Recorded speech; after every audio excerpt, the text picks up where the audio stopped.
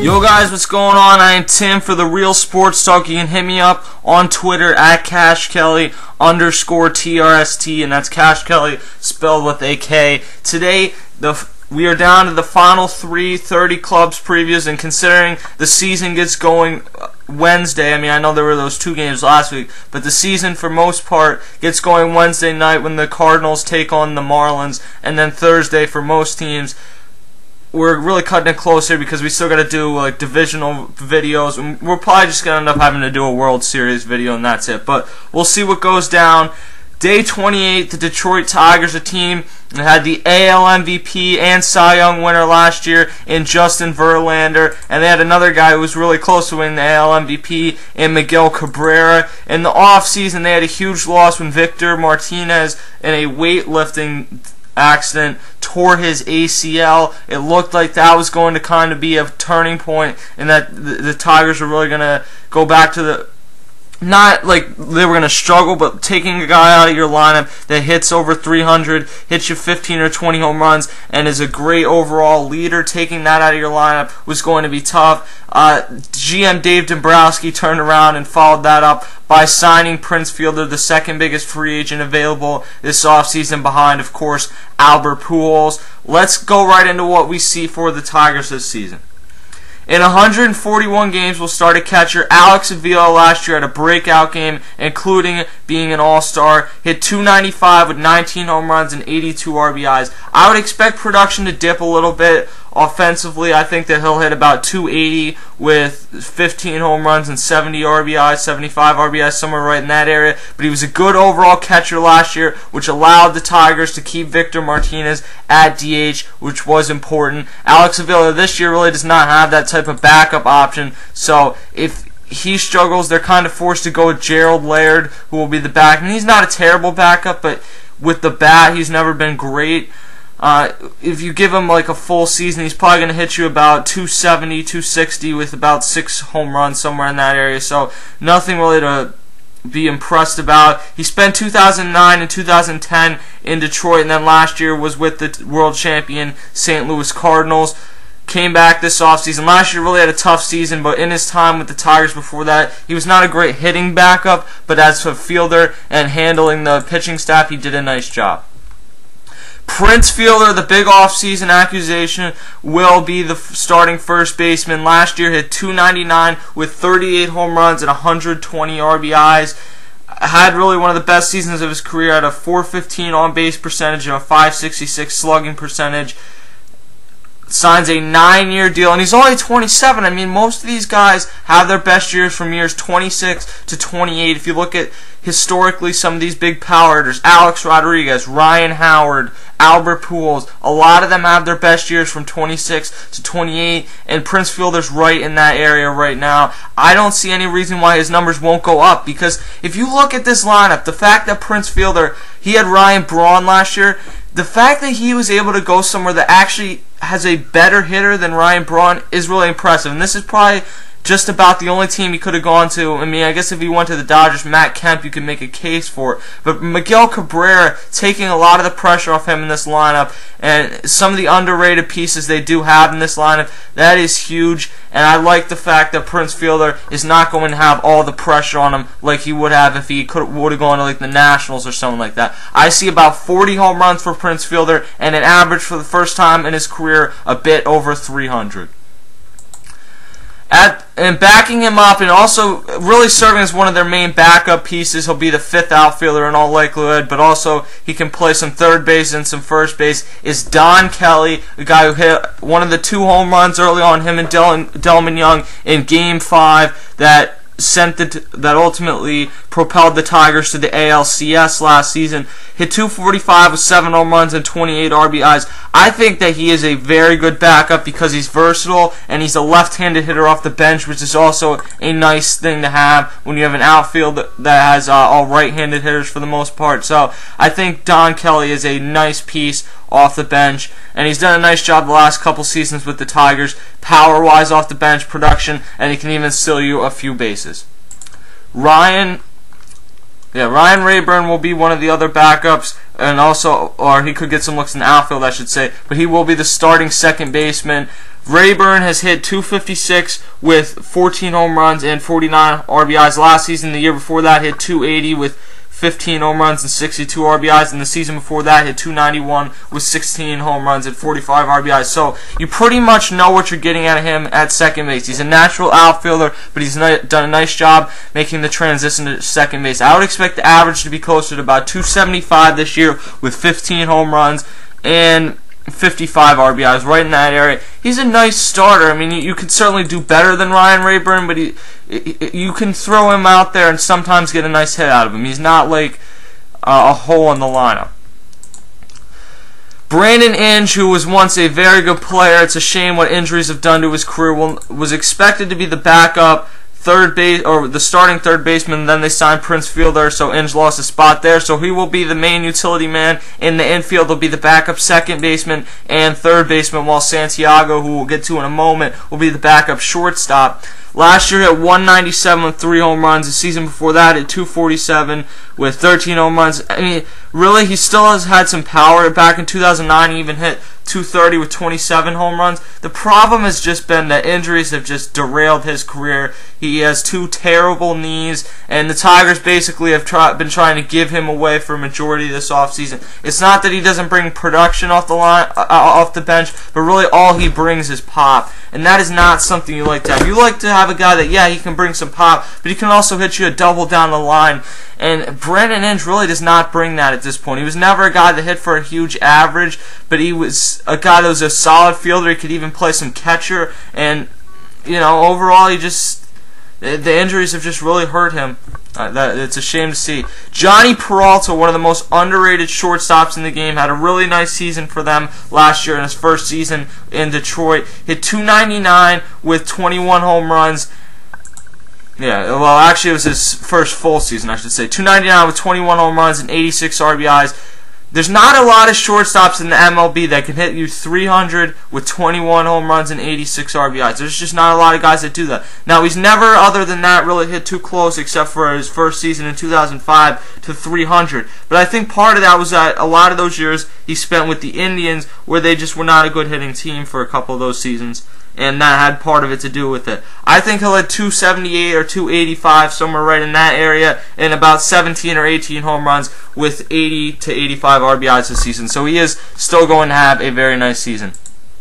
Ramon Santiago, who has been with the Tigers for a long time now, since 2002, well, and actually he spent a couple years in between there with Seattle, but came back in 2006, has been there since, is a tremendous utility man. He can somewhat steal bases, although that was more early in his career. You don't see that nearly as much because he was a starter earlier in his career. But we saw him come off the bench and have some nice key at-bats in the ALDS and CS for the Tigers last year. Even got a start, I believe, at one point. Hit .260 last year with 5 home runs and 30 RBIs. This is the type of guy that you win playoff series with, though. And I mean, I've said this. This has kind of been a reoccurring theme throughout the entire MLB season previews, is that your big players very rarely are going to walk up there and hit you a walk-off home run to send you the World Series the way that Maglio Ordonez did in 2006. A lot of the times, it's playing small ball with guys throughout the season that don't even have great seasons. But you see guys like David Freese. I mean, the Cardinals are a perfect example. David Freese, Ryan Theriot, those type of guys. Skip Schumacher last season. That is how you win right now in the MLB. You got to have a great pitching staff. You got to have a solid lineup. But you got to have depth in that lineup and depth off the bench. And the Tigers have a very good amount of depth.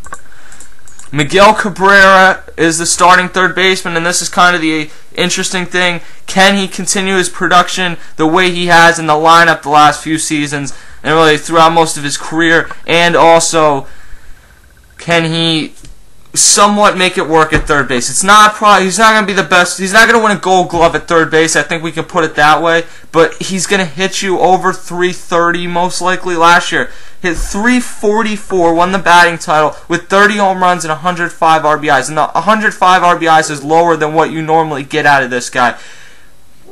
he is on pace right now to be a Hall of Famer. I don't think that there's any questions. It seems like he's been in the MLB forever, but he's not even 30 years old yet.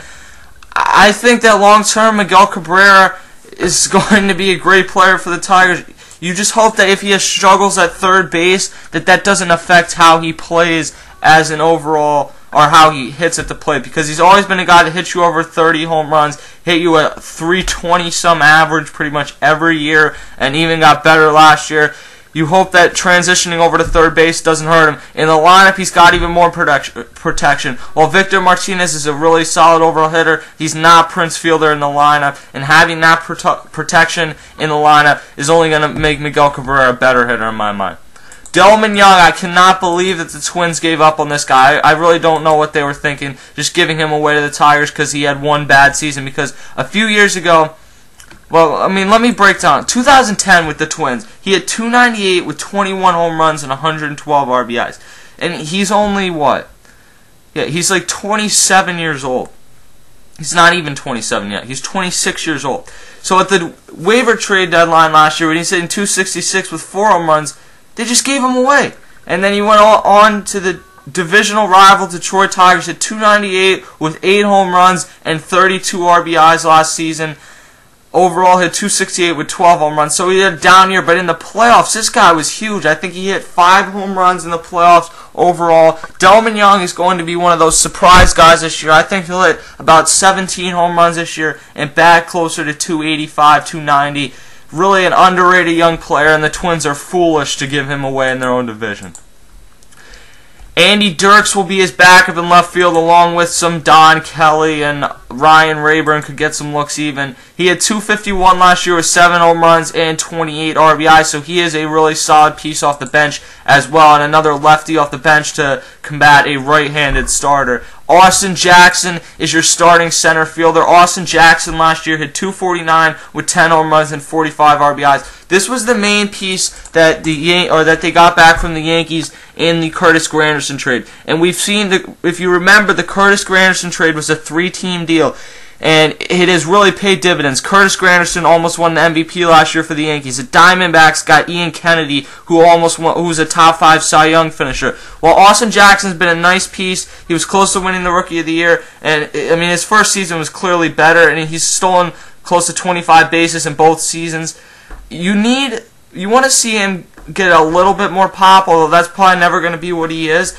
I think that the best thing that could happen for him this year, and he's a very good fielder as well, is for him to just hit 300 with about 7 home runs. Because we saw last year, yeah, he had 10 home runs, but the RBIs barely went up and the average dropped almost 50 points. I think that the best thing for Austin Jackson is to just focus on being that type of leadoff hitter for this team, staying out there for the entire season, which he's done a very good job of doing the last 2 seasons, and being productive for this team, getting on base, stealing bases, because they don't need power. They have Miguel Cabrera, they have Prince Fielder, I mean, even guys like Delman Young and Ryan Rayburn could give you some pop, Johnny Peralta, Alex Avila. They don't need Austin Jackson to be that powerful pop hitter in center field. They just need him to be a nice overall player and get on base for them and steal some bases and be that guy that scores the runs off the big hits and doubles in the gap. And if he can do that, the Tigers are going to be very successful. If he plays like he did last year, it's not that they're going to struggle because they still went to the ALCS like that last year,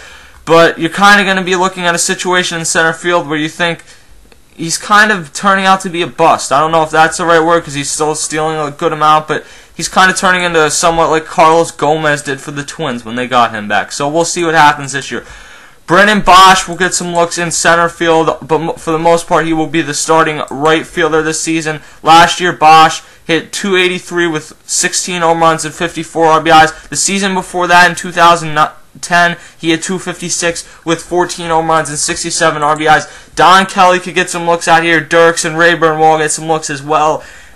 But Brennan Bosch has actually surprised a lot of people because he was a natural left fielder. They moved him over to right field, and he's actually turned out to be a pretty nice overall hitter for this team in his first 2 seasons. Let's look at the starting rotation now. We start with Justin Verlander. Verlander, I mean, what needs to be said about last year?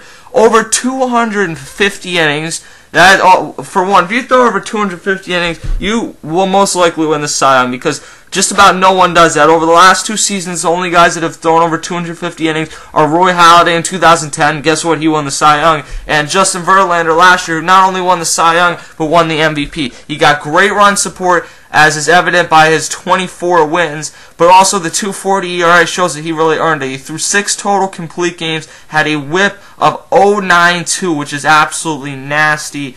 I mean, he clearly was the best pitcher in baseball last year. I don't know if you're going to get nearly that type of performance. I think the ERA comes back up to about 2.50 this year, but somewhere close to 20 wins. We've seen him do that for the last 2 or 3 seasons, and a lot of complete games. He throws. You see this guy. He has great endurance throughout the game. You see in the 7th inning, there's not too many guys that in the 7th or 8th inning, there's not too many guys overall as a starter that can throw 100 miles an hour. Justin Verlander's doing it in the 7th and 8th inning. He's absolutely one of the top 5 pitchers in baseball. Most people think the best pitcher. I certainly cannot argue with that based off last season. We'll see what happens this year, but I don't see any reason why you would expect any drop-off from what we got last year. The problem is he didn't do great in the playoffs last year, and he's going to have to step his game up this year because, let's be honest, his rotation is not very good, and that's what separates this team and some of the other teams in the American League. The rotation depth is not very good. Doug Fister had a great season last year,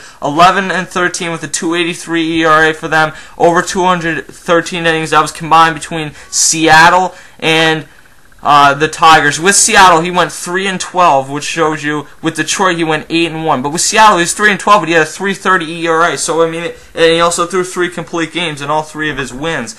It wasn't that he wasn't pitching well. It's just Seattle. I mean, the run support is just absolutely awful. He had a great season last year. I don't know if he can back that up, and he's not good enough to be a number 2 starter. I really think that they need to add some more pitching depth. They need to add a really solid number 2 starter at the deadline, and we'll see what happens. Max Scherzer is your number 3 starter, 15-9. That looks really nice, but a 4.43 ERA. If they can get the 2010 Max Scherzer that went 12-11 with a 3.50 ERA and close to 200 innings, then they are in a much better situation than if they get last year's Max Scherzer. Rick Porcello, another guy whose record looks really nice, 14-9 with a 4.75 ERA, but the production has not been very good. They need to get the 2009 him that has an ERA just under 4 and has a 3.96 ERA. As the number 4 starter, you can live with that. It's not going to be good enough probably to have him pitch in the playoffs, which you probably wouldn't have anyway considering he's a number 4 starter. Then you can have a chance to add some depth. But at least it's going to give you some more wins. And then Drew Smyly will be the number 4 or 5 starter. He's a rookie. Last year combined between Double A and Single A went 11-6 with a 2.07 ERA and 126 total innings. The good thing about him is he threw a lot of innings in the minor leagues. So if you have him throw 150 or so innings this season, he's not going to be like, and his arm's not going to be ready to fall off by the end of the season, which is what we see with a lot of guys who pitch a lot or who don't pitch a lot of innings in the minors and are just really good, so they get moved up to the MLB, and then ultimately they struggle late down the stretch of the season because of arm fatigue. The big 3 in the bullpen, we start with Octavio Dotel. Last season between